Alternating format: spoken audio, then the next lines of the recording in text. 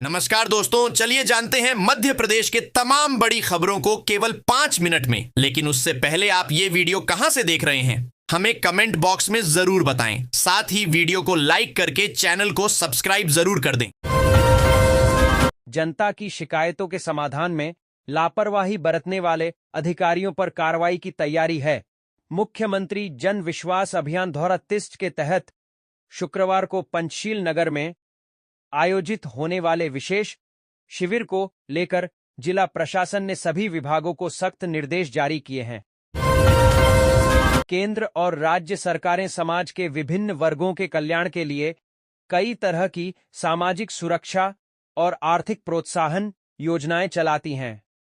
इसी कड़ी में मध्य प्रदेश सरकार की मुख्यमंत्री लाडली बहना योजना महिलाओं के सशक्तिकरण के लिए एक बेहद महत्वाकांक्षी और लोकप्रिय पहल के रूप में उभरी है। इस योजना के माध्यम से प्रदेश की करोड़ों पात्र महिलाओं को हर महीने वित्तीय सहायता प्रदान की जाती है।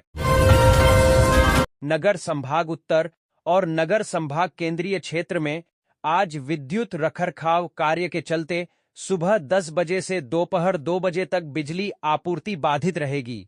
इस दौरान कई आवासीय कॉलोनियों और औद्योगिक क्षेत्रों में 4 घंटे तक बिजली नहीं रहेगी। अमेरिका ईरान युद्ध के कारण उत्पन्न हुए ईंधन संकट के बीच घरेलू गैस सिलेंडर के लिए पैनिक उत्पन्न हो गया था और बल्क में बुकिंग हो रही थी। इस वजह से उपभोक्ताओं को 8 से 10 दिन में ही सिलेंडर मिल पा रहा था। अब यह पैनिक खत्म हो चुका है और सिलेंडर की डिलीवरी 2 दिन में हो रही है। मध्य प्रदेश के दतिया विधानसभा उपचुनाव में भाजपा प्रत्याशी रहे आशुतोष तिवारी ने अपनी हार के लिए कांग्रेस के षड्यंत्र को कारण बताते हुए कहा है कि हम उस षड्यंत्र को समझ नहीं पाए। ऐसी और कौन सी बातें हैं, उनको संज्ञान में लेकर आगे के लिए सुधार करेंगे। गुरुवार को भोपाल में पार्टी के प्रदेश कार्यालय पर पहुंचे आशुतोष ने पत्रकारों के सवाल पर यह बात कही।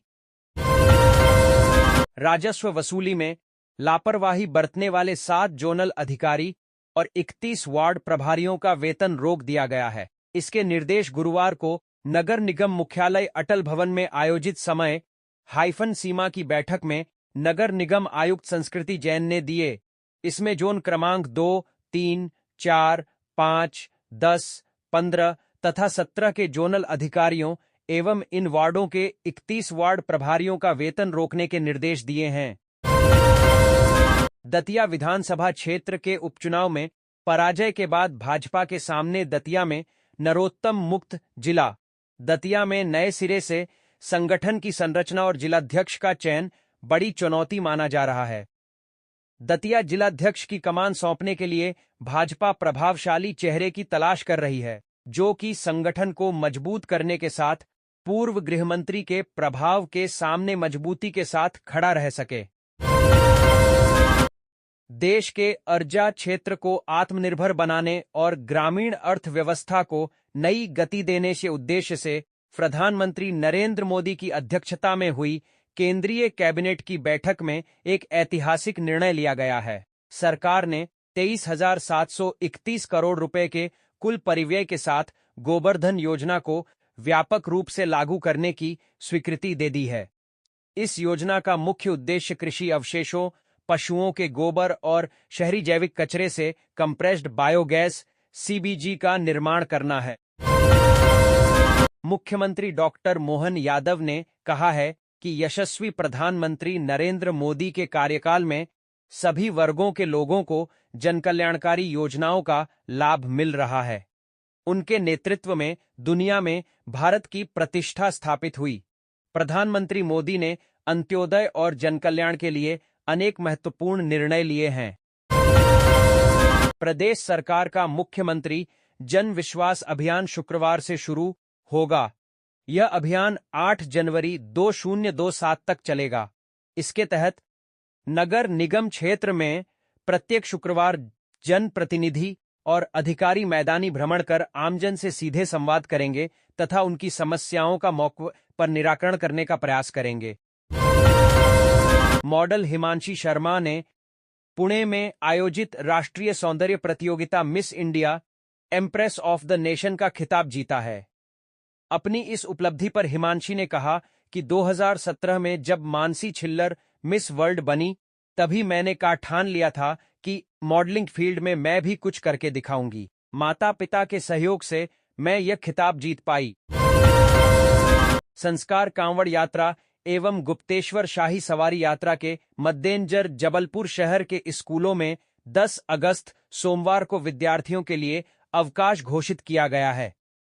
संस्कार कांवड़ यात्रा 10 अगस्त को सुबह 7 बजे ग्वारी घाट स्थित सिद्ध घाट से प्रारंभ होगी। यात्रा रामपुर चौक, गोरखपुर, शास्त्री ब्रिज, मालवीय चौक, लाडगंज, बड़ा फुहारा, कमानिया गेट, सराफा, लकड़गंज, बेलबाग, घमापुर, कांचघर, सतपुला, गोकलपुर, रांझी और खमरिया स्टेट होते हुए ग्राम मटामर स्थित कैलाश धाम भगवान नर्मदेश्वर भोलेनाथ मंदिर पहुंचेगी। परिवहन विभाग की ओर से बस किराए में बढ़ोतरी की अधिसूचना जारी होने के बाद जबलपुर में शुक्रवार 7 अगस्त की सुबह से नई किराया दरें लागू हो जाएंगी।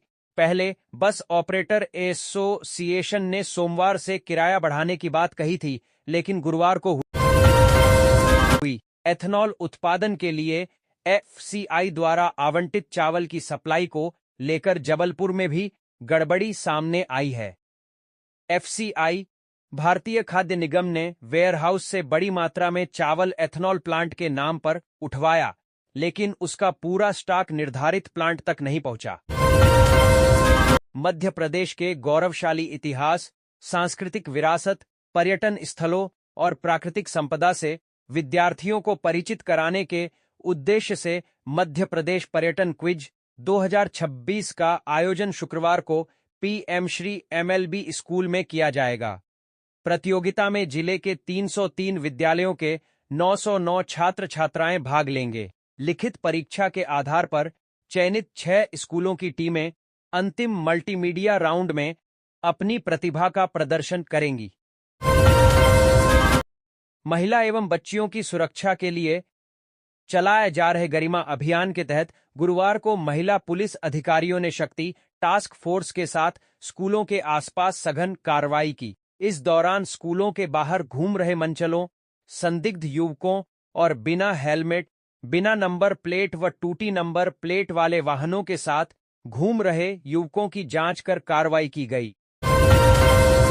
रानी दुर्गावती विश्वविद्यालय में छात्रों की विभिन्न समस्याओं को लेकर अखिल भारतीय विद्यार्थी परिषद एबीवीपी के कार्यकर्ताओं ने गुरुवार को कुलगुरु कार्यालय में करीब 3 घंटे तक धरना प्रदर्शन किया। इस दौरान कार्यकर्ताओं ने कुलगुरु को 7 सूत्रीय ज्ञापन सौंपते हुए लॉ विभाग की जर्जर इमारत, 2 वर्षों से लंबित छात्रवृत्ति, बढ़ी हुई फीस, परीक्षा परिणाम में देरी और एनसीसी इकाई के निलंबन जैसे मुद्दों को प्रमुखता से उठाया। मध्य प्रदेश की न्यायिक व्यवस्था के लिए यह महज एक कॉन्फ्रेंस नहीं है। 8 और 9 अगस्त को इंदौर में सुप्रीम कोर्ट और देश के विभिन्न हाई कोर्ट के 50 से अधिक न्यायमूर्तियों का जमावड़ा हो रहा है। जाहिर तौर पर यह न्याय व्यवस्था की चुनौतियों, न्यायिक सुधार और भविष्य की रणनीति पर गंभीर मंथन का अवसर है। रक्षाबंधन को ध्यान में रखते हुए डाक विभाग ने लोगों की सुविधा के लिए कई नई सेवाएं शुरू की हैं। इंदौर के जीपीओ कार्यालय परिसर में आधुनिक सेल्फ बुकिंग कियोस्क का शुभारंभ किया गया है।